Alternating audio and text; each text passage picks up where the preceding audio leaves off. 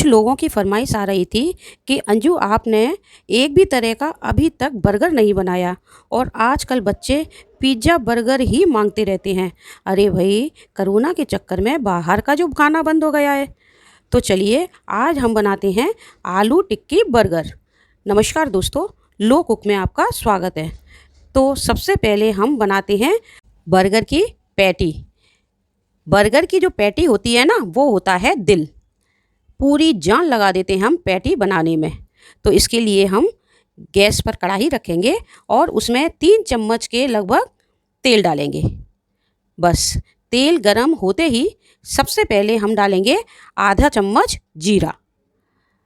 जीरा जैसे ही चटकने लगेगा उसके बाद हम डालेंगे लाल मिर्च पाउडर, आधी चम्मच चाट मसाला, आधी चम्मच धनिया पाउडर और आधी चम्मच काली मिर्च पाउडर।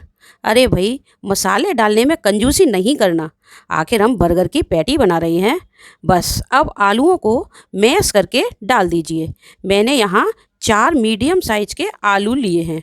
इन्हें अच्छे से दबा दबा के मैश कर दीजिए। इसके बाद हम इसमें डालेंगे नमक। मैंने यहाँ आधी चम्मच नमक डाला है, आप स्वाद अनुसार डाल लीजिए। इसके बाद डालेंगे हम आधी चम्मच आमचूर पाउडर। अब इन्हें अच्छे से मिलाएंगे। मैंने थोड़े से पोहा भिगोकर छलनी में रख दिया था, जिससे कि ये सॉफ्ट हो जाएं और आलूओं में अच्छे से मिल जाएं। पोहा मिलाने से हमारी बर्गर की टिक्की एकदम करारी बनेगी। और दूसरा, पोहा से क्या होगा, इसके अंदर एक बाइंडिंग आएगी और ये फटेगी नहीं। इसे हम अच्छे से दबा दबा कर एकदम आपस में मिला देंगे। आप चाहो तो इसमें अदरक और लहसुन का पेस्ट भी डाल सकते हैं। बस अब इसमें हम डालेंगे हरा धनिया। ढेर सारा हमने हरा धनिया डाल दिया।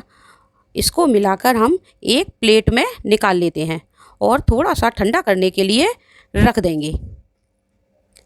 ये हमारी पैटी का मसाला तैयार हो गया। और हाँ, आप अगर पोहा नहीं मिलाना चाहते हैं तो इसमें आप थोड़े से ब्रेड क्रम्स डाल सकते हैं, उससे भी हमारे आलू वैसे ही हो जाएंगे। लीजिए, हमने एक प्लेट में निकाल लिया। अब इसको हम रख देते हैं। 2 बन ले लेते हैं, चॉपिंग बोर्ड पर रखते हैं और इन्हें बीच में से काट लेते हैं।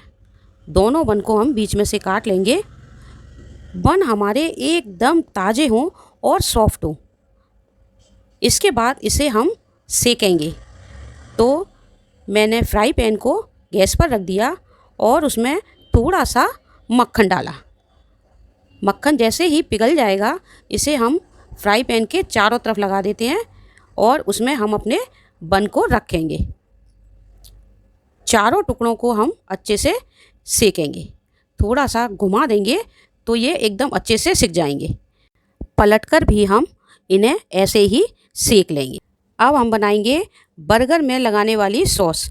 ये कई फ्लेवर की बन सकती हैं। मेयोनीज़ में आप पिज़्ज़ा सॉस मिला दीजिए, शेजवान सॉस मिला दीजिए, या फिर लहसुन की चटनी भी लगा सकते हैं। इसमें मैंने क्या किया है कि पहले 3 चम्मच मेयोनीज़ ली है और उसके बाद 2 चम्मच मैंने डाला है टोमेटो सॉस। फिर इसमें हम डालेंगे लाल मिर्च पाउडर। आधी चम्मच मैंने लाल मिर्च पाउडर मिलाया है तीखेपन के लिए। अगर आपको तीखा नहीं चाहिए हो तो आप कश्मीरी मिर्च पाउडर डाल लीजिए। अच्छे से मिलाएंगे और मिलाने के बाद ये हमारी बर्गर पे सॉस लगने को तैयार हो गई। इसमें अचारी फ्लेवर भी बना सकते हैं हम। मेयोनीज़ में अपना कोई सा भी घर का अचार डालकर मिक्सी में पीस लीजिए तो वो अचारी मेयोनीज़ बन जाएगी। एक बोल में मैंने 3 चम्मच मैदा ली है। अब हम बनाएंगे स्लरी। स्लरी क्या होता है? एक मैदे का घोल होता है जो टिक्की के ऊपर चिपक जाता है। इसमें हम थोड़ा सा नमक डालेंगे और थोड़ी सी काली मिर्च। अच्छे से मिलाएंगे और फिर पानी डालकर एक थिक बैटर बनाएंगे। टिक्की के ऊपर ये चिपक जाता है और इसके ऊपर ब्रेड क्रम्स चिपक जाता है। आप चाहो तो मैदे की जगह आटे का इस्तेमाल भी कर सकते हैं। इसे हमने अच्छे से घोल लिया।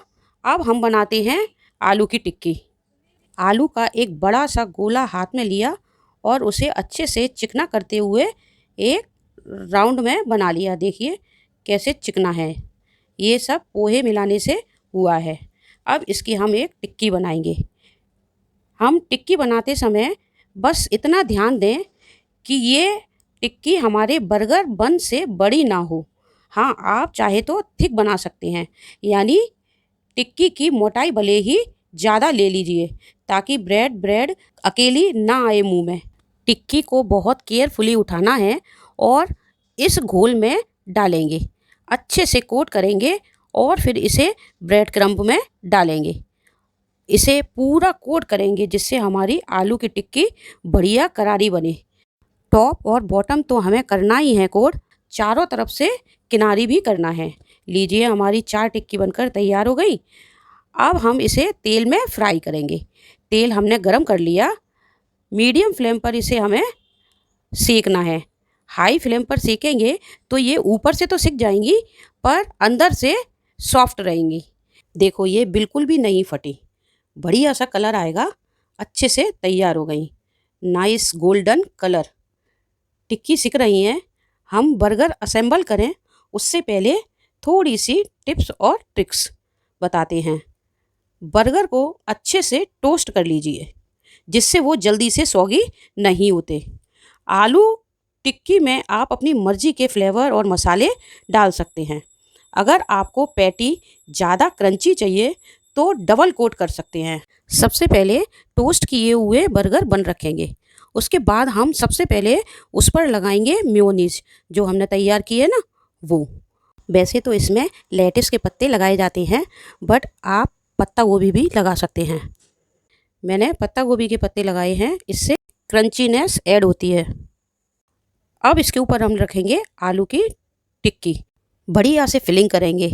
आफ्टर ऑल आप बन खाने के लिए थोड़े से बर्गर खाते हैं, फिलिंग खाने के लिए बर्गर खाते हैं। तो इसके बाद हमने टिक्की रख ली और अब हम लगाएंगे चीज़ स्लाइस। ये एक पर लगा दी और दूसरे पर मैं लगाऊंगी पनीर की स्लाइस। जिस बर्गर को हम पनीर वाला बना रहे हैं उसमें मैं लगाऊंगी लहसुन की हरी चटनी।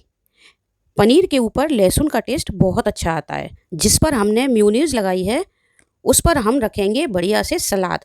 सलाद से अच्छा क्रंचीपन आता है और वो बर्गर को सॉफ्ट भी नहीं होने देते। तो हम टमाटर प्याज दोनों चीज़ें इस पर रखेंगे। सलाद को रखने के बाद हम चीज़ वाला हिस्सा सलाद के ऊपर रखकर और फिर सीधा कर देंगे तो हमारा बर्गर सीधा हो जाएगा। पर हमें इस बात का ध्यान रखना है कि जब हम बर्गर को सर्व करते हैं ना तो यूजुअली पैटी इधर उधर भागती है क्योंकि बर्गर बड़ा होता है। आप टूथपिक का इस्तेमाल ज़रूर करें। पैटी को आप बनाकर 7 दिन तक फ्रिज में रख सकते हैं। तो जब भी आपका बर्गर खाने का मन करे बस फ्राई कीजिए और बर्गर तैयार। लीजिए हमारे बर्गर भी तैयार हो गए। देखिए अच्छा लग रहा है ना, खाने का मन करने लगा ना।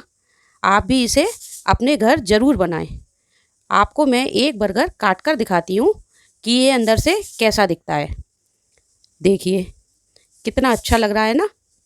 अगर आपको वीडियो पसंद आए तो मुझे कमेंट करके ज़रूर बताएं। वीडियो देखने के लिए आपका बहुत बहुत धन्यवाद।